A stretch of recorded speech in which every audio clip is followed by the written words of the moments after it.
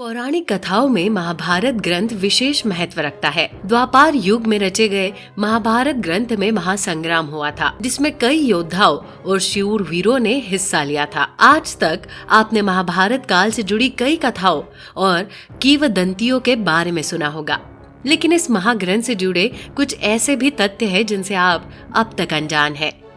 ये बात तो सभी जानते हैं कि भगवान ने समय समय पर धरती पर अवतार लिए थे, लेकिन महाभारत में कौन किसका अवतार था ये बात कम ही लोग जानते हैं।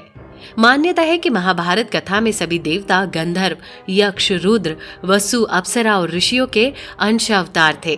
तो चलिए आज हम आपको बताते हैं कि महाभारत काल में कौन सा पात्र किस भगवान का अवतार था।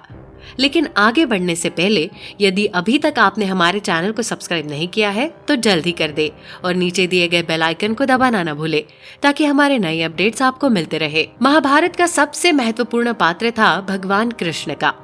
कृष्ण जी को 64 कलाओं और अष्ट सिद्धियों का ज्ञाता माना जाता है। मान्यता है कि द्वापार युग में जन्मे श्री कृष्ण भगवान विष्णु के अवतार थे। महाभारत में बलराम, श्री कृष्ण के भाई बलराम को भगवान विष्णु के शेषनाग का अवतार माना जाता है। बलराम जी श्री कृष्ण के बड़े भाई थे। महाभारत युद्ध के दौरान बलराम जी तटस्थ रहे थे। भीष्म पितामह महाभारत के सबसे बड़े और दिलचस्प पात्र थे। गंगा पुत्र भीष्म पितामह।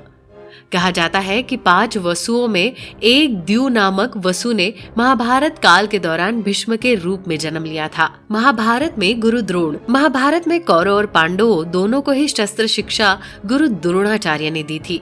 कहते हैं कि देवताओं के गुरु बृहस्पति देव ने द्रोणाचार्य के रूप में जन्म लिया था। द्रोण पुत्र अश्वत्थामा। गुरु द्रोणाचार्य के पुत्र थे अश्वत्थामा। अश्वत्थामा ने महाभारत काल में महाकाल, यम, क्रोध और काल के अंशों के रूप में जन्म लिया था। अश्वत्थामा को श्री कृष्ण ने अनादि काल तक रोगी बनकर जीने का श्राप दिया था।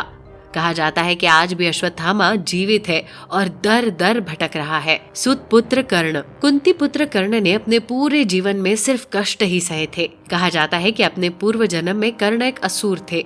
कर्ण को अपने सुत पुत्र होने के कारण बहुत दुख झेलने पड़े थे। कौरव दुर्योधन। कौरव में सबसे ज्येष्ठ थे दुर्योधन, जिनके कारण पूरा महाभारत का युद्ध हुआ था। दुर्योधन और उसके भाई पुलस्त्य वंश को राक्षसों का अंश कहा जाता है। धनुर्धारी अर्जुन। महाभारत का सबसे वीर योद्धा अर्जुन था। अर्जुन इंद्र और कुंती के पुत्र थे।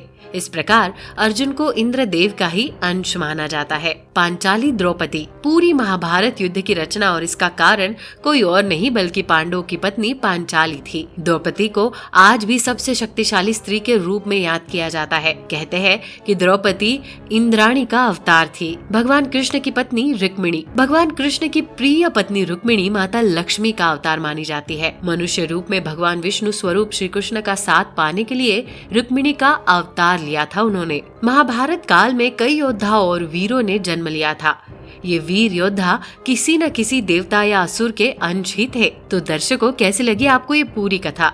हमें कमेंट कर जरूर बताइएगा। साथ ही यदि आपको ये वीडियो पसंद आई हो तो वीडियो को लाइक कर चैनल को सब्सक्राइब जरूर कर दे। वीडियो में अंत तक बने रहने के लिए आपका धन्यवाद।